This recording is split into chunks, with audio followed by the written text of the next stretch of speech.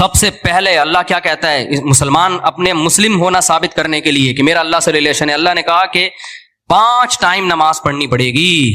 اور یہ 5 ٹائم نماز کیوں رکھی ہے پتہ ہے آپ کو؟ کیونکہ وقت میں بہت بڑی تبدیلی ہوتی ہے. اللہ کہتے ہیں جب بھی اس کائنات میں بڑی تبدیلی ہوگی تو سب سے پہلے میرے سامنے سجدہ کرو گے، اس کے بعد اپنے کاموں میں لگو گے.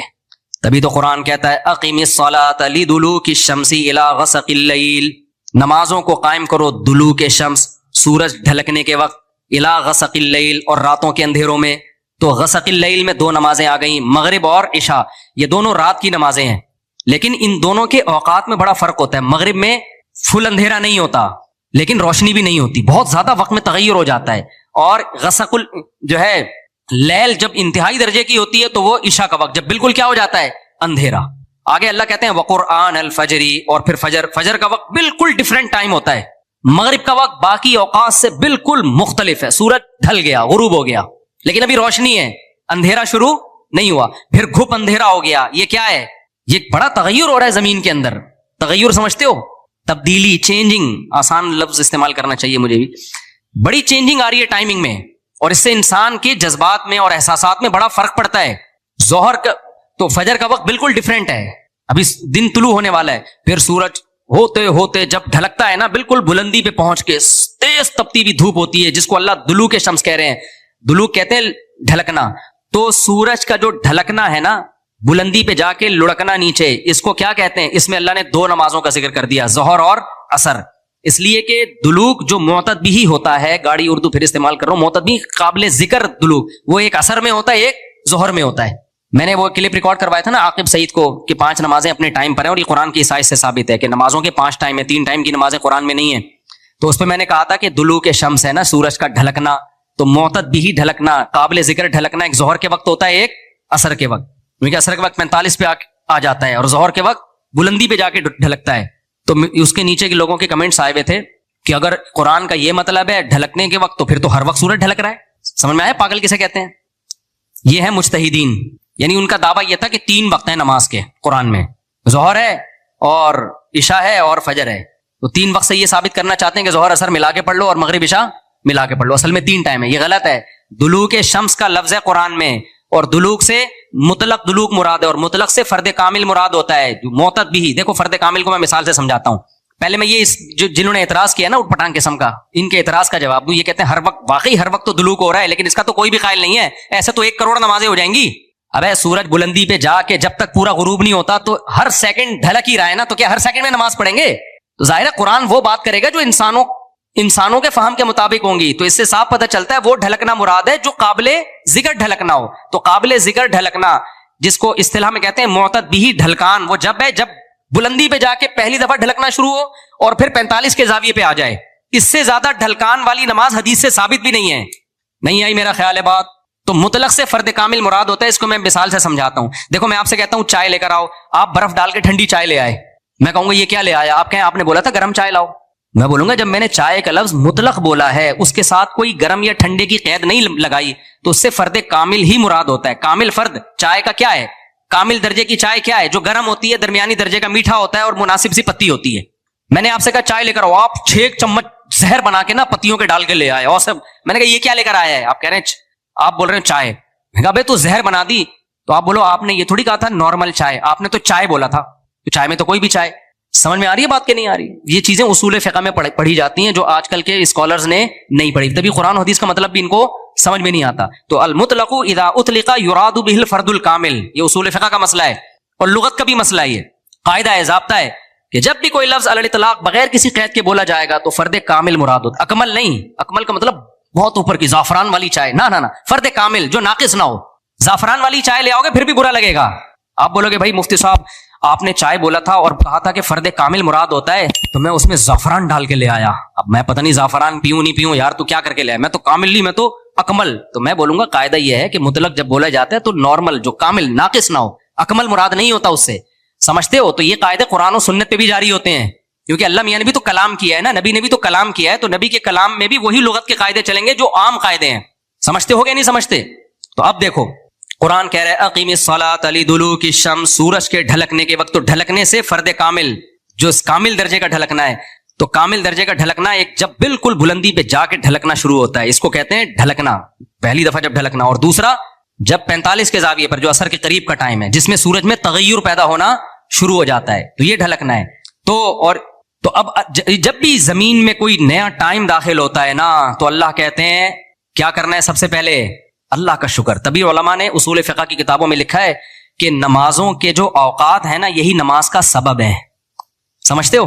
اللہ میاں نے نمازوں کے اوقات کو نماز کا سبب بنا دیا۔ اب اس بات کو بھی سمجھو، اصل میں نماز کا سبب ہے اللہ کے احسانات۔ نماز جو ہم پڑھتے ہیں اس کا اصل سبب کیا ہے؟ اللہ کے احسانات۔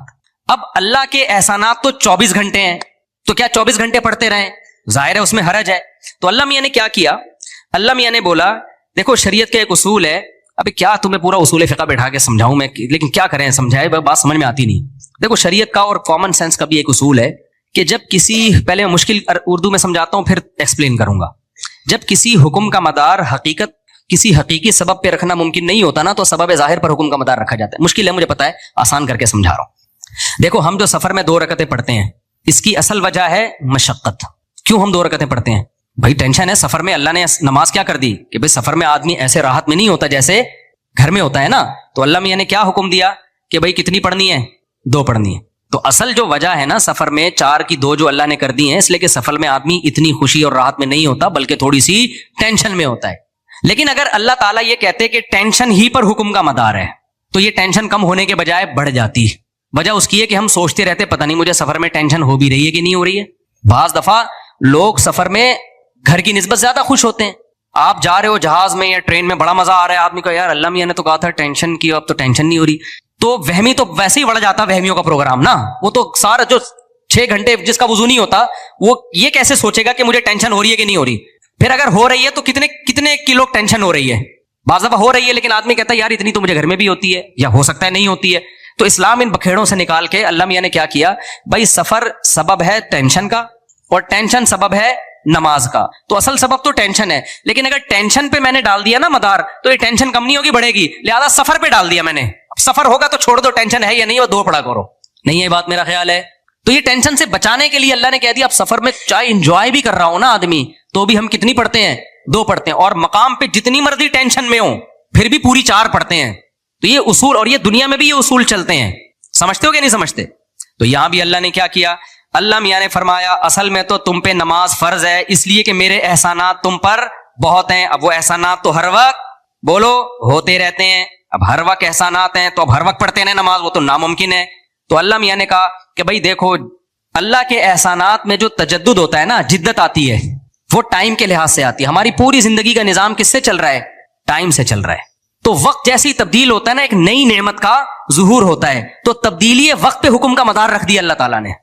ٹائم جیسے جیسے چینج ہوگا تو سمجھ لو کہ اللہ کی نئی نعمت مل رہی ہے تمہیں، تو اس نئی نعمت پہ شکرانے کے لیے تم نے کیا کرنا ہے؟ نماز پڑھنی ہے۔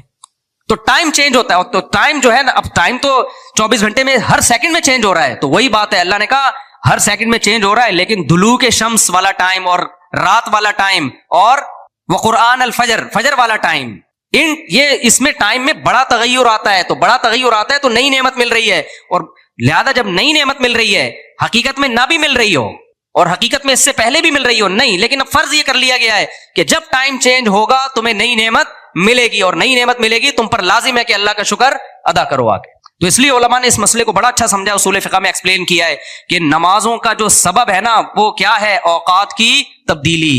جیسے 2 رکعتوں کا سبب سفر ہے، حالانکہ اصل میں نہیں ہے، اصل میں تو کچھ اور ہے، لیکن اب اللہ نے کیا بنا دیا سفر کو، تو ایسے ہی نمازوں کے واجب ہونے کا سبب کیا ہے؟ وہ وقت میں بڑی تبدیلی۔ تو یہ 5 ٹائم اس زمین پر ایسے ہیں جس میں بڑی تبدیلی ہوتی ہے، اور ان بڑی تبدیلیوں سے انسان کو اللہ کی نعمتوں کا احساس ہوتا ہے۔ اگر یہ ٹائم رک جائے نا تو ہماری زندگیوں کی رنگینیاں ختم۔ صرف فجر ہی کا ٹائم ہو، ظہر میں جو الگ سی انسان کی فیلنگ ہوتی ہے، عصر میں الگ فیلنگ ہوتی ہے، مغرب میں الگ، انجوائے کرتا ہے انسان لائف کو نہ، ہر وقت اسے مغرب کا ٹائم چاہیے، اسے عشاء بھی چاہیے، لیکن ہر وقت عشاء نہیں چاہیے، اسے فجر کی بہاریں بھی چاہیے، لیکن ہر وقت فجر کی بہاریں نہیں چاہیے، اسے دوپہر کی چلچلاتی دھوپ بھی چاہیے، ہر وقت نہیں چاہیے، شام کی ٹھنڈی چھاؤں بھی چاہیے جو عصر کے ٹائم ہوتی ہے۔ اور کیسے سمجھائے میرے بھائی، میرے پاس اس کے علاوہ تبھی تو 5 نمازیں ہیں، تو 2 نمازیں اکٹھی بیٹھی نہیں ہوتی، سمجھ رہے ہو؟ کیونکہ اوقات 5 ٹائم چینج ہوتے ہیں اور بڑی تبدیلی آتی ہے، تو 3 ٹائم کیوں پڑھ رہے ہو بھائی تم نماز؟ باقی قرآن و حدیث کے حوالے کیا ہیں وہ میں انشاءاللہ بھی ریئیکشن ریکارڈ کرواؤں گا, اس پہ وہ آ جائیں گے. تو میرے بھائی, تو یہ اسلام ہے جو ہمیں کہتا ہے کہ جب وقت میں بڑی تبدیلی ہوگی تو تمہیں اللہ کی نعمت کو واقعی ہوتا بھی ہے. آپ رات کو سو جاؤ ٹائم پہ, صبح صادق کا وقت جب ہوتا ہے نا, نیند پوری ہوتی ہے, خدا کی قسم دل میں ذرا سی بھی اللہ کی محبت کا جذبہ ہونا تو انسان کے دل میں اللہ کی محبت کی چنگاریاں پیدا ہوتی ہیں صبح کے ٹائم کو دیکھ کے کہ میرے رب نے مجھے رات کو سلا دیا اور بالآخر اب سورج دوبارہ سے نکل کے اپنی ذمہ داری پوری کرنے والا ہے. دل چاہتا ہے اللہ کو راضی کروں, اٹھوں میں اللہ کے سامنے جاؤں. ہم تو پوستیوں کی طرح میجورٹی تو سوری ہوتی ہے نا, اٹھتی 12 بجے کم وقت, اس کو کیا پتا وہ صبح اور وہ چھاؤں ستاروں کی اور وہ نور. ایک شاعر نے کہا تھا, اگلا مصرع بھول گیا کیونکہ نویں میں رٹا لگا کے یاد کیا تھا 9th کلاس میں اردو ادب میں. وہ صبح اور وہ چھاؤں ستاروں کی اور وہ نور دیکھے تو غش کرے ارینی گوئے اوجے تور. واہ واہ, اب یاد آ گیا. آپ کو سمجھ میں نہیں آیا ہوگا کیونکہ اردو برباد ہو رہی ہے. شاعر نے کہا ہے ارینی, موسیٰ علیہ السلام نے کوہ طور میں کہا تھا نا ارینی, اے اللہ مجھے اپنا جلوہ دکھا. تو گوئے اوجے تور, تور کے پہلو سے جو آواز آئی تھی نا ارینی, تو وہ والا منظر, وہ روحانی منظر ہوتا ہے وہ صبح اور وہ چھاؤں ستاروں کی اور وہ نور. یعنی ستاروں کی چھاؤں کے بعد جب صبح پیدا ہوتی ہے نا تو وہ کوہ طور والا منظر, روحانی منظر پیدا ہوتا ہے جب کوہ طور سے موسیٰ علیہ السلام کی ارینی کی آواز آئی تھی. یہ شاعروں کا تخیل ہوتا ہے, کوئی میرے پہ توہین کا فتویٰ نہ لگا دینا بھائی. تو فتوے مارکیٹ میں توہین کے آج کل بہت ہلکے چل رہے ہیں. تو ہم اپنے بیان کی طرف چلتے ہیں. تو یہ 5 نمازیں اللہ نے کیا کر دی میرے بھائی, بولو. اصل تو عبادت اسلام میں ہے ہی نماز. اصل کیا ہے, 5 ٹائم دن میں. تبھی علماء کہتے ہیں معافی نہیں ہوتی ہے کبھی, موت تک چلتی رہتی ہے, کیونکہ ٹائم آتا رہتا ہے نا. ٹائم آئے گا تو نماز لازم ہوتی رہے گی, یا تو ٹائم روک لو. ہم جب گئے تھے وہاں ناروے میں تھے نا, تو بہت لمبی رات تھی, تو وہاں ٹائم رکا ہوا تھا رات کا. تو مغرب اور عشاء اور فجر میں ٹھیک ٹھاک فاصلہ ہوتا تھا. فجر 8:45 بجے ہو رہی تھی صبح, اور عشاء میرا خیال ہے 4:30-5 بجے. تو چونکہ ٹائم رکا ہوا تھا نا, مغرب کے بعد عشاء کا وقت, فجر کا وقت آ ہی نہیں رہا, عشاء کا وقت, عشاء کے بعد فجر کا وقت آ ہی نہیں رہا, تو ٹائم رک گیا تو نماز بھی کیا ہو گئی, رک گئی. ٹھیک ہے, دیر سے پڑھو اب, تو کیونکہ ٹائم چینج ہوگا تو حکم اللہ کا نماز کا آپ کی طرف متوجہ ہوگا. ہاں, جن علاقوں میں 6 مہینے 3 مہینے سورج نکلتا ہی نہیں ہے, وہاں پھر حدیث میں آتا ہے کہ اس میں پھر حدیث میں کچھ اور ہے, وہ پھر ابھی مسئلہ بیان کروں گا تو بات لمبی ہو جائے گی. یہ ان جگہوں کی بات ہے جہاں دلوک شمس ہو رہا ہے, سورج نکلتا ہے اور 24 گھنٹے کے اندر غروب ہو جاتا ہے, تو وہاں پھر نمازیں کس طرح ہی پڑھی جائیں گی, ٹائم کے ساتھ اللہ نے اس کو جوڑ دیا ہے. تو اسی طرح جو اصل تو میرا موضوع رمضان تھا, ہم کہاں نکل گئے. تو میرے بھائی اسی طرح اللہ تعالیٰ اپنا اور بندوں کا ریلیشن پریکٹیکلی دکھانے کے لیے, ثابت کرنے کے لیے کہ مجھے مانتے ہو سچی مچی کے یا اوپر سے, تو اللہ میاں عملی طور پر قربانیاں دلواتے ہیں ہم سے. تو ان میں سب سے بڑی قربانی نماز ہے. اس کے بعد اللہ نے سب سے بڑی قربانی رکھی ہے روزے کی. نماز کے بعد ہے یہ, لیکن یہ بھی کم نہیں ہے. دنیا کے کسی مذہب میں آپ نے کسی کو 1 مہینہ بھوکا رہتے نہیں دیکھ. جو فاسٹنگ کرتے ہیں نا ڈاکٹروں کے مشوروں سے, وہ بھی اتنی لمبی لمبی فاسٹنگ نہیں کرتے, اور کرتے بھی ہیں تو اس لیے صحت اچھی ہو تاکہ اور کھا سکیں. کیا خیال ہے بھائی, یہ لمبا عرصہ جی سکیں. مسلمان جو روزہ رکھتا ہے اس میں اس کی نیت صرف اور صرف کیا ہے, اللہ کی رضا. تبھی بعض دفعہ روزہ رکھنے سے صحت کو نقصان کا بھی خطرہ ہوتا ہے, لیکن اگر بیمار ہونے کا خطرہ ہو تو آپ روزہ چھوڑ سکتے ہیں. کمزور ہونے کا خطرہ ہو تو روزہ نہیں چھوڑا جا سکتا. تو ڈاکٹروں کی فاسٹنگ ہوتی ہے کمزور کرنے کے لیے نہیں, صحت مند بنانے کے لیے. لیکن جو اسلام آپ سے فاسٹنگ کروا رہا ہے وہ صرف اللہ کی رضا کے لیے. اس میں بعض دفعہ آپ کی صحت یعنی آپ کی باڈی کمزور ہو رہی ہوتی ہے. مثال کے طور پر آپ نے افطاری کی 2 کھجوروں کے ساتھ, اور نیت آپ کی یہ تھی کہ سحری میں طبیعت سے پھوڑوں گا میں, اور ویٹ بھی آپ کا صحیح ہے. میں ڈاکٹروں کی فاسٹنگ اور اسلام کی فاسٹنگ کا فرق بتا رہا ہوں نا بھائی. دیکھو, ڈاکٹر نے آپ کو کہا کہ آپ کا وزن 90 کلو کا ہو گیا ہے, تو آپ ایسا کریں 1 وقت کا کھانا اسکپ کر دیں. یہی کہے گا نا ڈاکٹر, زیادہ بہت زیادہ کہے گا 24 گھنٹے میں 1 ٹائم کھا لیں آپ. کیا خیال ہے, یہ تو نہیں کہے گا کہ 48 گھنٹے میں 1 ٹائم کھائیں. کیا خیال ہے. اب کیا کیا, اور آپ کا وزن, اور جس کا وزن 60 کلو ہے اس کو تو یہ مشورے بھی نہیں دے گا. لیکن اسلام کیا کہتا ہے, بچہ جب بالغ ہو جائے تو اس کا وزن بے شک 45 کلو ہو, بھلے 30 کلو ہو, بھلے 35 کلو ہو, بھلے 25 کلو ہو. 25 کلو کے بھی ہوتے ہیں کراچی میں جو گٹکے والے ہیں, آپ ان کو ترازو میں رکھ کے دیکھیں. حقیقت بتا رہا ہوں, جو گٹکا کھاتے ہیں نا, سگریٹ پی رہے ہیں کراچی کے لونڈے لپاڑے, ان کو ترازو کے ایک پلڑے میں رکھیں. ہو سکتا ہے وہ جھکا ہی نہیں پلڑا, دوسرے پلیٹ پہ وزن رکھنے کی ضرورت ہی نہ ہو. شف والی سرکار کو بلائیں, وہ دوسرے پلڑے پہ شف کرے گی, وہ شف نیچے چلی جائے گی اور یہ اوپر چلا جائے گا.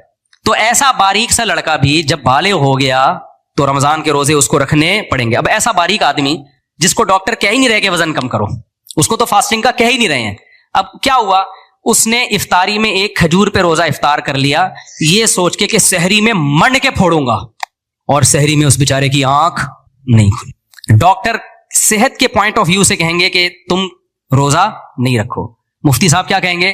تمہارے باپ کو بھی رکھنا پڑے گا جب تک موت کا خوف نہ ہو یا بیمار ہونے کا خوف.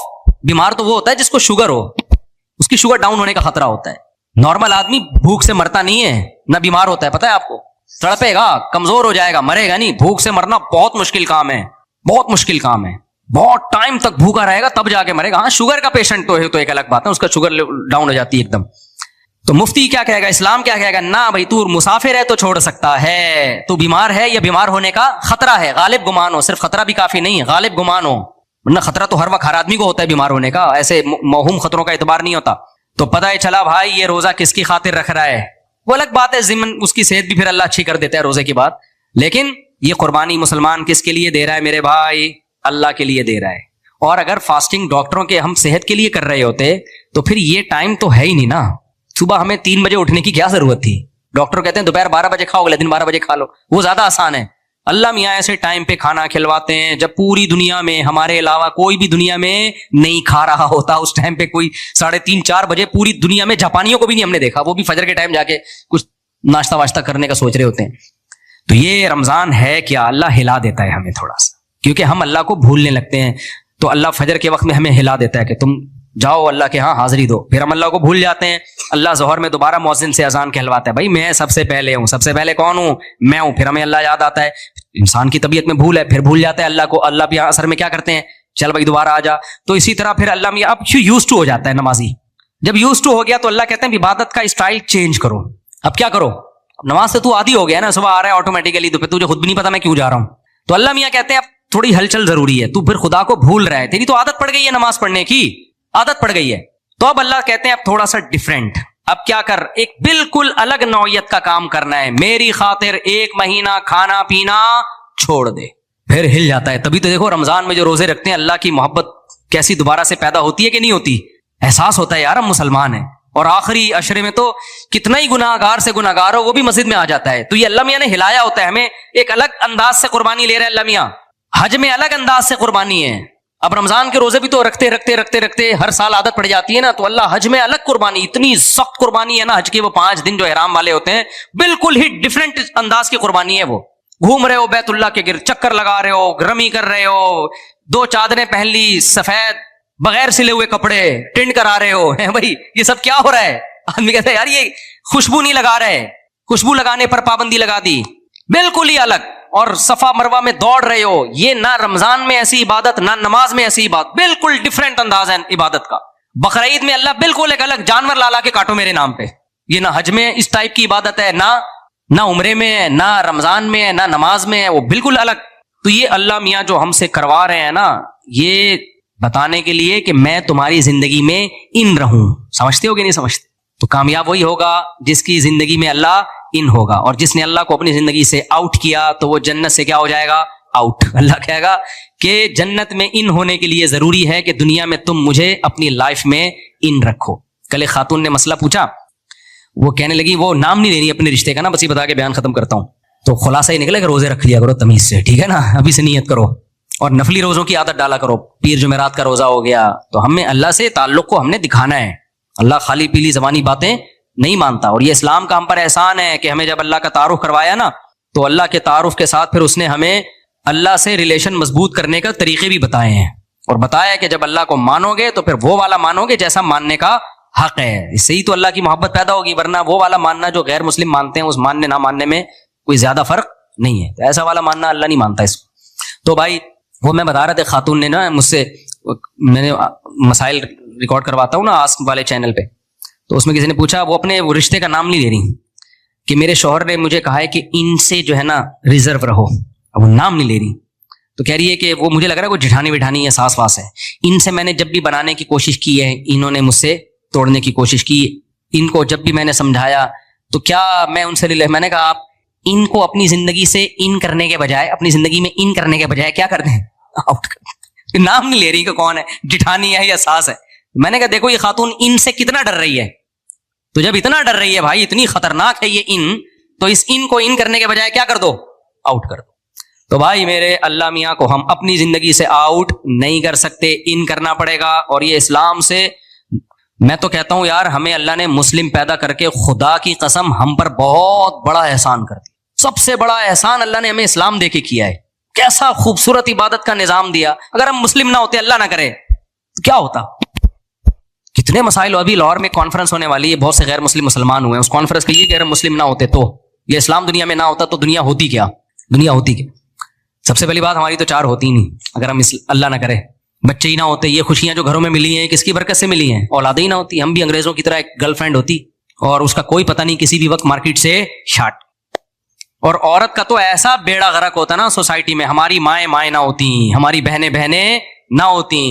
عورت گوروں کی طرح, جاپانیوں کی طرح اکیلی گھوم رہی ہوتی کسی بوائے فرینڈ کے ساتھ. نہ اس کا پیچھے پوچھنے والا کوئی بھائی اور نہ وہ کسی کی ماں ہوتی, بس فزیکلی ہوتی. بچے اس کی خدمت کر کے ثواب حاصل نہیں کر رہے. ریلیشن تو ہوتے ہی نہیں. نہ ہم اتنے صاف ستھرے ہوتے جتنے اب ہیں. میں نے بتایا تھا نا آسٹریلیا میں گورے کو میں سمجھ رہا تھا بڑا نیک صاف ستھرا. جنرل اسٹور پہ میں گیا, اس نے بنیان پہنا ہوا تھا نا, 2 گورے کھڑے ہوئے تھے. تو میں نے کہا یار کیسے نیٹ کلین. تو جوتوں کا ڈبہ نکالنے کے لیے اس نے جب یوں ہاتھ اوپر کیے نا دونوں نے, تو میں واقعی بھاگا ہوں وہاں سے. سب ایسے نہیں ہوتے, کسی کا مذاق اڑانا مقصد نہیں ہے, سب ایسے نہیں ہوتے. تو میں نے پہلی دفعہ یہ منظر, تو میں نے وہاں پوچھا, میں نے کہا یار یہ کوئی سمجھانے والا نہیں ہے ان کو, یہ تو ویسے ہی کتنا برا لگ رہا ہے. تو وہ جو میرے میزبان تھے انہوں نے کہا شکر کرو بھائی ہم کیا ہیں, مسلمان ہیں. ہمیں اللہ میاں نے سمجھا دی ہیں چیزیں بہت پہلے سے. تو صفائی نہیں ہے میرے بھائی, صفائی نہیں ہے. ہم پانی سے استنجا نہ کرتے اگر ہم مسلمان نہ ہوتے. ہمارے رمضان کی رونقیں نہیں ہوتی, ہمارے ریلیشن نہیں ہوتے. ہم نماز پڑھنے میں کتنا مزہ ہے. فجر کی نماز میں تو ایسا لطف ہے یار, صرف اٹھنے کی تکلیف ہوتی ہے تھوڑی دیر کی رضائی سے نکلتے ہوئے. اس کے بعد جب وضو کر کے آؤ کیسا نور برس رہا ہوتا ہے کہ نہیں ہوتا, ایسا سکون ملتا ہے یار. کسی مذہب کی عبادت گاہ میں یہ روحانیت ہوتی ہے. حالانکہ ان کی عبادت گاہوں میں ڈیسک ہوں گے, کرسیاں ہوں گی, سونے اور چاندی کے وہ لگے ہوئے ہوں گے, اور بڑا ڈیکوریٹ کیا ہوا ہوگا. میں ایسے عبادت گاہوں میں گیا ہوں, اربوں روپے کا سونا لگا ہوا ہے اندر, سکون نہیں ہے. اور آپ کسی گاؤں دیہات کی مسجد میں چلے جاؤ, ایک مؤذن ہوگا بیچارہ جھاڑو لگا کے پوچھا لگا کے مسجد صاف کر رہا ہوگا, وہاں بھی نماز پڑھو وہی سکون ملتا ہے جو الفلاحیہ میں ملتا ہے. اور حرم چلے جاؤ تو ایک الگ ہی مزہ ہے. تو بھائی اسلام نے جو, خدا کی قسم آخرت تو بعد میں ملے گی, اسلام نے ہمیں دنیا میں بھی کیا کر دیا, ہماری زندگیوں کو سکون اور خوشیوں سے بھر دیا ہے. رمضان کے روزے کی تکلیف تو ہوتی ہے, لیکن خدا کی قسم جو افطاری میں لذت ہے وہ لذت غیر مسلم کو نصیب نہیں ہوتی. وہ ہماری تکلیف کو دیکھ رہا ہوتا ہے کہ سارا دن بھوکے پیاسے کتنا مزہ آتا ہے. بس ایک واقعہ سنا کے بیان ختم کرتا ہوں. میں پشاور میں تھا نا, تو ایک بوڑھے آدمی آئے, انہوں نے مجھے کہا کہ بھائی وہ کسی نے چھیڑ دیا. میں جہاں بھی جاتا ہوں 4 شادیوں پہ لوگ چھیڑ دیتے ہیں دوسرے کو.